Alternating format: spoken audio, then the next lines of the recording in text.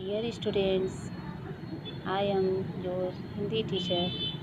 Today I am going to teach you Hindi व्याकरण एवं रचना.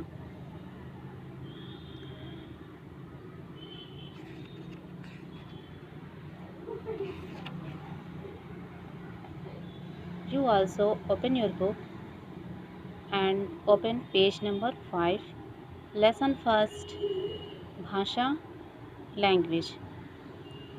In this chapter, इस chapter में हम लोग लैंग्वेज भाषा के बारे में पढ़ेंगे कि भाषा होता क्या है. There are given pictures. In this picture, यहाँ कुछ पिक्चर्स दिए हुए हैं. उस पिक्चर्स में एक टीचर हैं, वो क्या कर रही हैं, ब्लैक बोर्ड पे पढ़ा रही हैं. ब्लैक बोर्ड के थ्रू बच्चों को पढ़ा रही हैं और बच्चे क्या कर रहे हैं, उनको देख के समझ रहे हैं, पढ़ रहे हैं. तो इस तरह से टीचर अपने विचारों को किसके थ्रू समझा रही हैं, भाषा के द्वारा. और पिछले क्लासेस में आप लोगों ने पढ़े होंगे कि भाषा के कितने रूप होते हैं.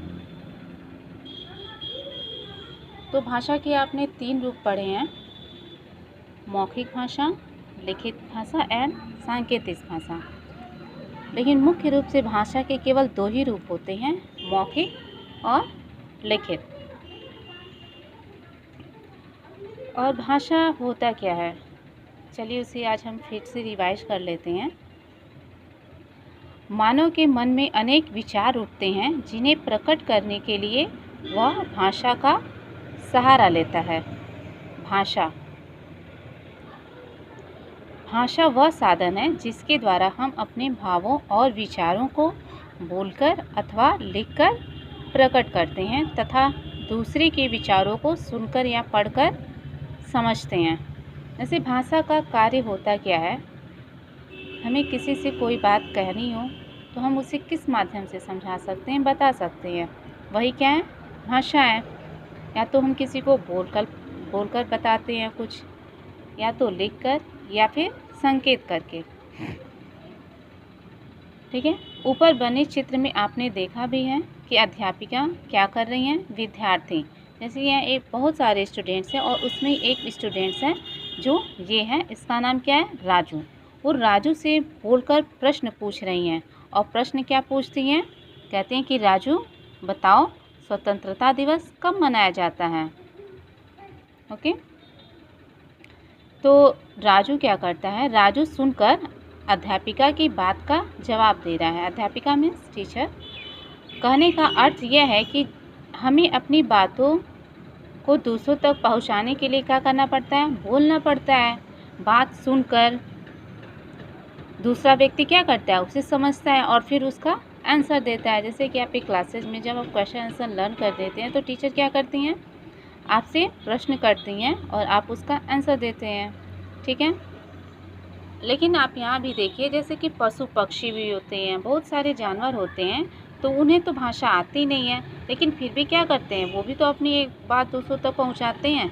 तो वो दूसरों तक अपनी भाषा, अपनी मनोभाव को कैसे पहुँचाते हैं. पशु पक्षी भी अपनी बोली में एक दूसरे से बात करते हैं, परंतु जानवरों की बोली भाषा नहीं कहलाती. यानी जानवर भी एक दूसरे से बात करते हैं, लेकिन हम ये नहीं कह सकते हैं कि जानवर भी क्या करता है, उसकी भी कोई भाषा होती है, लेकिन उसकी कोई भाषा नहीं है. वो आपस में ही दूसरे तरीके से बात करते हैं. ये तो आपका हो गया. और आप इसे क्वेश्चन के आंसर के भी जैसे लिख सकते हैं कि आपका क्वेश्चन हो जाएगा कि भाषा कितने होते हैं या फिर भाषा के कितने रूप होते हैं. तो आप आंसर राइट करेंगे कि भाषा के मुख्यतः 2 रूप होते हैं, मौखिक और लिखित. अब फिर से समझ लेते हैं कि मौखिक भाषा होता क्या है. मुख से बोल, पहला है मौखिक भाषा. मुख से बोलकर अपनी बात दूसरों तक पहुंचाना और सुनकर दूसरों के मन के भावों को समझना ही भाषा का मौखिक रूप कहलाता है. जैसे हम कोई भी बात यदि हम अपने मुंह से बोल के दूसरों तक पहुंचाते हैं तो वो मौखिक रूप कहलाएगा भाषा का। जैसे कि यहाँ पे क्या हो रहा है, यहाँ दो बच्चे आपस में क्या कर रहे हैं, फ़ोन के थ्रू बात कर रहे हैं, तो वो क्या हो जाएगा भाषा का मौखिक रूप। ऐसे यहाँ दुकानदार है, आप भी जब दुकान पे जाते होंगे तो आप क्या करते होंगे, बोलते होंगे ना कि ये सामान चाहिए, ये लेना है, या दुकानदार आपसे पूछता होगा कि क्या चाहिए, इसका इतने रुपीज़ हुए। तो वो सब भी क्या है, भाषा को आप बोल कर बता रहे हैं, ठीक है। तो वो मौखिक भाषा हो गया। अब सेकंड आपका हेडिंग होगा लिखित भाषा। लिखकर अपनी बात दूसरों तक पहुंचाना और पढ़कर दूसरे के मन के भावों को समझना भाषा का लिखित रूप कहलाता है। जैसे यहाँ एक बच्ची है प्यारी से, वो क्या कर रही है, कॉपी और पेन ली हुई है और उस पर कुछ लिख रही है। तो वो क्या कर रही है, अपने भाषा को किस रूप में, अपने मनोभाव को किस रूप में व्यक्त कर रही है, कैसे बताइए, लिखकर। तो ये भाषा का कौन सा हो जाएगा रूप, लिखित। यानी जब हम लिख के अपने भाव को प्रकट करते हैं तो भाषा का कौन सा रूप कहलाता है, लिखित। ओके। और सेकंड फिगर में क्या है कि एक पर्सन है, वो न्यूज़पेपर लिए हुए हैं और उसको रीड कर रहे हैं। तो जो वो रीड कर रहे हैं तो मुंह से बोलकर ओरली पढ़ रहे हैं, लेकिन पेपर में किस तरीके से, पेपर में क्या लिखा हुआ है, किस तरीके से लिखा है, लिखित रूप में है। यानी पेपर में जो भी लिखा गया है तो वो, जब भी हम कोई चीज़ लिखते हैं तो लिखित रूप कहलाता है। यदि बोलते हैं तो मौखिक हो जाएगा, संकेत करके बताते हैं तो सांकेतिक हो जाएगा, ठीक है। तो इसमें भी पेपर में सारा कुछ लिखा हुआ है तो लिखित रूप हो जाएगा इसका। आपको इस लेसन में पहला तो भाषा का परिभाषा लिखना है, फिर भाषा के रूप लिखने हैं, मौखिक और लिखित, और उसे आपको इसकी परिभाषा टोटल लिखनी होगी कि मौखिक भाषा किसे कहते हैं। उसका आंसर यहाँ से यहाँ तक होगा, लगा लेंगे। और सेकंड आप क्वेश्चन करेंगे जो लिखित भाषा किसे कहते हैं, तो लिखित भाषा यहाँ से लेकर यहाँ तक लिखेंगे और एक एग्जाम्पल। ओके। अब देखिए अन्य भाषाएं। अब भाषा का रूप तो आप समझ गए कि दो होते हैं, एक तो हम बोलकर बताते हैं और एक लिखकर। अब आप जो है यदि कहीं जाते हैं यहाँ से बाहर तो क्या होता है, एक ही तरह की लैंग्वेज सुनते हैं, नहीं, कहीं हिंदी बोलते हैं, कहीं इंग्लिश बोलते हैं, कहीं पंजाबी बोलते हैं, कहीं कन्नड़ बोलते हैं। तो जहाँ जैसा स्टेट होता है उसके अकॉर्डिंग लोगों की लैंग्वेज भी होती है। तो इसीलिए भाषा का जो क्षेत्र है वो क्या है, बहुत ही व्यापक है। व्यापक मतलब बहुत बड़ा है। भारत के विभिन्न राज्यों में अलग अलग भाषाएं बोली जाती हैं। भारत में आपको पता है कितने राज्य हैं? भारत में कितने राज्य हैं उसको आप नोट भी करेंगे। ओके। अब यहाँ देखें कि हर राज्य, जितने भी राज्य होते हैं, स्टेट होते हैं, सबकी अलग अलग भाषाएं भी होती हैं। जैसे यदि पंजाब में जाते हैं तो वहाँ क्या बोलते हैं लोग, पंजाबी।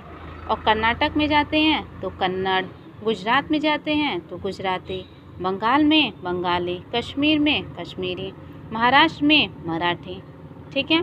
जैसे यहाँ पे देखिए फिगर एक बना हुआ है, यहाँ एक लेडीज़ है, वो कौन सी कैसी लेडीज़ है, बंगाली है, ठीक है। यहाँ साड़ी देखिए, आपको ये भी पता है कि हर स्टेट का क्या होता है, पहनावा भी अलग अलग होता है। तो ये जो लेडीज़ है वो बंगाली है, ठीक है। तो बंगाल में कौन सी भाषा बोली जाती है, बंगाली। और ये जो लेडीज़ है कश्मीरी, इसका कपड़ा पहनते हुए भी देखा जा सकता है कि ये किस तरह के कपड़े पहनी हुई है, तो कश्मीर में इसी तरह का पहनते हैं मोस्टली लेडीज़। तो ये कश्मीर की है। और यहाँ बोला क्या जाता है, कश्मीरी। क्या बोलते हैं कश्मीर में, कश्मीरी। यानी स्टेट जो होता है उससे ही उसका लैंग्वेज का नाम भी मैच करते हुए रख दिया गया है। जैसे कश्मीर में कश्मीरी है, बंगाल में बंगाली है, ऐसे पंजाब में क्या है, पंजाबी है, वहाँ के जो लोग बोलते हैं, ठीक है। ऐसे ही सारे स्टेट के अलग अलग जो हैं लैंग्वेज होते हैं। यहाँ कुछ जो है आपका दिया हुआ है लिपि। अब लिपि क्या है ये भी समझ लेते हैं। मौखिक ध्वनियों के लिखित रूप के लिए निश्चित किए गए चिन्ह लिपि कहलाते हैं। जैसे हम जो भी बोलते हैं, ठीक है, हम बोल तो लेते हैं, ठीक है, कोई दिक्कत नहीं है, लेकिन यदि हमें उसे लिखना हो तो क्या उसके लिए कोई ना कोई चिन्ह होता है ना, जिसको हम जोड़ते हैं तो उसको हम क बोलते हैं, कुछ है ख। तो ऐसे हर एक भाषा का एक लिपि होता है। जैसे भाषा इधर दिया हुआ और इधर लिपि है, इधर भाषा और लिपि दिया हुआ है। और पहला उड़िया, यानी जो उड़ीसा में बोलते हैं उस भाषा को बोलते हैं उड़िया। क्या बोलते हैं? उड़िया। ओके, तो उड़िया जो भाषा होती है, तो जो रिटेन होता है, लिखित भाषा होती है, तो उसकी लिपि भी उड़िया ही होती है। और हिंदी जो हम लोग लिखते हैं और आपकी इस बुक में भी लिखा हुआ है हिंदी भाषा में, तो इसकी जो लिपि है वो क्या है? देवनागरी लिपि। हिंदी की लिपि क्या है? देवनागरी। मेरे साथ आप लोग भी बोलिए। ओके, अंग्रेजी, आप लोग इंग्लिश पढ़ते होंगे ना, तो इंग्लिश में जो हम लोग लिखते हैं वो क्या होता है? इंग्लिश किस लिपि में लिखते हैं? रोमन लिपि। किस में लिखते हैं? रोमन। बोलिए, अंग्रेजी को किस लिपि में लिखते हैं? रोमन। अब देखिए, बांग्ला है जो बंगाल में बोलते हैं, ठीक है, बंगाली लोग बोलते हैं। बांग्ला में जो बांग्ला भाषा में जो लिखा जाता है तो उसका लिपि भी बांग्ला होता है। उर्दू का फारसी होता है। पंजाब का गुरुमुखी होता है। ठीक है, एक बार और आप लोग मेरे साथ पढ़िए। उड़िया की लिपि उड़िया, हिंदी की देवनागरी, अंग्रेजी का रोमन, बांग्ला का बांग्ला ही, उर्दू का फारसी, पंजाबी का गुरुमुखी। ओके, अब आपको क्या करना है, इस जो चैप्टर में आप जो कुछ भी पढ़े हैं, ठीक है, page number 5 and page number 6, ये जो भी आप कुछ पढ़े हैं यहाँ तक, उसको एक शॉर्ट फॉर्म में यहाँ दिया हुआ है, तो इसको फिर से आप लोग मेरे साथ ही बोलिएगा। ठीक है, वे साधन जिसके द्वारा हम अपने भावों और विचारों को बोलकर अथवा लिखकर प्रकट करते हैं तथा दूसरों के विचारों को सुनकर या पढ़कर समझते हैं, भाषा कहलाते हैं। कि आपका भाषा का यहाँ से यहाँ तक परिभाषा हो जाएगा। भाषा के दो रूप, भाषा के कितने रूप होते हैं? मुख्यतः 2 रूप होते हैं, मौखिक भाषा और लिखित भाषा। भारत के विभिन्न राज्यों में अलग अलग भाषाएं बोली जाती हैं। आपको बताया गया है, बहुत सारे स्टेट हैं इंडिया में, तो हर स्टेट में अलग अलग लैंग्वेज चलती है। तो जैसे महाराष्ट्र में मराठी, गुजरात में गुजराती। ठीक है, अब एक कि किसी भाषा को लिखने का जो तरीका होता है वही लिपि कहलाता है। यहाँ भी आपका एक क्वेश्चन तैयार हो रहा है कि लिपि किसे कहते हैं, ये आपका क्वेश्चन हो जाएगा। तो लिपि किसे कहते हैं? किसी भाषा को लिखने का तरीका जो होता है वही क्या होता है? लिपि कहलाता है। ओके, अब यहाँ देखिए, कुछ आपका रचनात्मक मूल्यांकन दिया हुआ है। आपको जो पहले क्वेश्चन बताया वो तो राइट करना ही है कॉपी में, अब इसको भी राइट करेंगे।